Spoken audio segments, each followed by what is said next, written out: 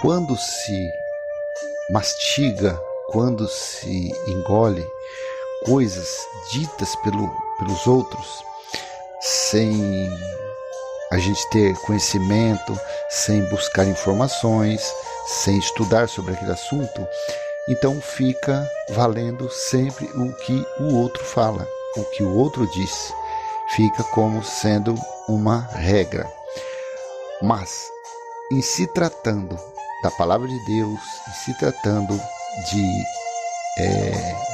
palavras espirituais, então a gente tem que ter muito cuidado, tem que ler e buscar informação a respeito daquele versículo.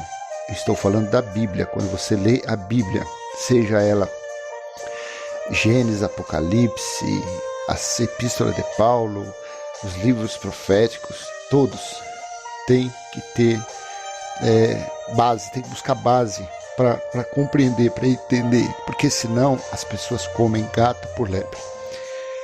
Paulo disse em sua epístola aos Coríntios, na primeira epístola aos Coríntios, capítulo 7, versículo 5, ele disse o versículo assim: não se privem um ao outro, a não ser talvez por mútuo consentimento, por algum tempo, para se dedicarem à oração. Depois retomem a vida conjugal, para que Satanás não tente vocês por não terem domínio próprio. Domínio próprio. Pega-se esse nome Satanás, que a religião criou, que o folclore criou como sendo um ser espiritual do mal, um ser que em toda a Bíblia não fala da forma física desse ser, seja ele espiritual, carnal, não tem. Agora, quando você busca estudar, busca conhecer, busca saber o significado desse nome Satanás, você vê que ele é um adjetivo, ou seja, é uma palavra que é utilizada para uma pessoa, um oponente, um opositor, uma pessoa contrária às palavras de Deus. Por exemplo, você está falando do evangelho da sã doutrina. Aí vem um evangélico e fala para você assim: não, mas eu vivo Jesus de Nazaré, que está lá em Mateus, Marcos, Lucas e João. Ele está sendo um Satanás para você. Por quê? Você está falando sobre a sã doutrina, sobre a revelação que Paulo recebeu no terceiro céu e que é dirigida ao povo gentil, que somos nós, que não temos sobrenome judeus. Então, o que essa pessoa está fazendo? Ele está se opondo a Deus. Ele está sendo um Satanás. E Paulo aqui está falando sobre a relação marido e mulher, a separação. Quem é esse Satanás? É um ser chifrudo, com tridente na mão, com rabo vermelho, com forma de dragão? Não. Se ficarmos só na parte literária da escrita, então, e sem pesquisar, sem buscar o conhecimento, o entendimento desse nome, fica comendo gato por lebre. Então, vamos ler em Gálatas 5,17, qual é o que um se opõe ao outro? Qual é o opositor um do outro? Paulo disse no livro de Gálatas, capítulo 5, versículo 17. Porque a carne luta contra o espírito, e o espírito luta contra a carne. Porque são opostos entre si. Aqui está o Satanás. Porque são opostos entre si, para que vocês não façam o que querem.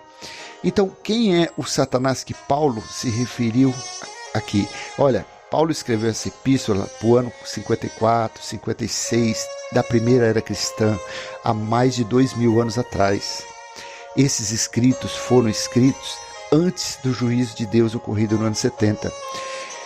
Não foi hoje, no século 21, com a literatura totalmente transformada, ou os pensamentos das pessoas transformados. Este escrito foi para aquela época. Então Paulo aqui está falando, quem está se opondo um ao outro? A carne e o espírito. Aqui está o Satanás. Aqui é o adjetivo da palavra Satanás. Então, aí ele fala lá em Coríntios, ele fala assim, não tente vocês por não terem domínio próprio. Porque a natureza da pessoa é uma natureza adâmica, é uma natureza carnal, é uma natureza pecadora, pecaminosa, é uma natureza suja, é uma natureza desobediente a Deus. Tanto que Deus, que é espírito, não tem parte com a carne das pessoas. Veja o que Deus, o Criador de todas as coisas, disse a Caim no livro de Gênesis, capítulo 4, versículo 7. Se fizer o que é certo, não é verdade que você será aceito? Mas se não fizer o que é certo, eis que o pecado está à porta, à sua espera. O desejo dele será contra você, mas é necessário que você o domine. Deus está falando sobre um ser, sobre um dinossauro, um dragão, um ser espiritual do mal? Não, Deus está falando sobre um pecado. Qual é esse pecado? É a natureza carnal. É a natureza de fazer as obras terrenas. A carne não tem interesse nenhum em agradar ao espírito. Porque as coisas da carne agradam a carne, as coisas do espírito agradam o espírito.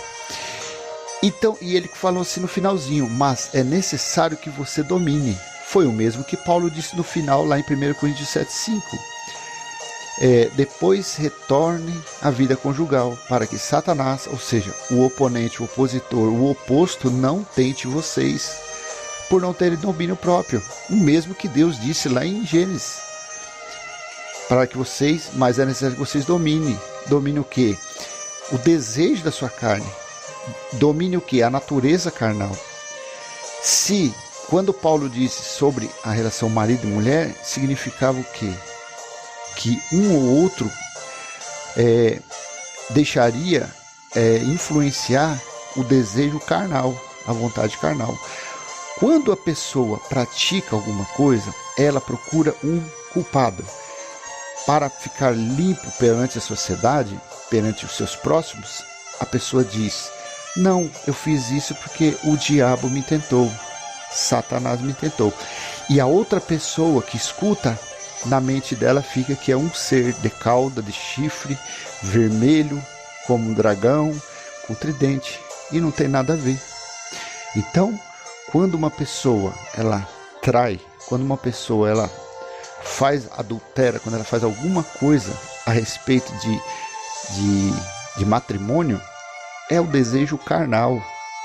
É um desejo, às vezes, há anos, que está incubado, que está oculto na mente dela, esperando a primeira chance para praticá-la.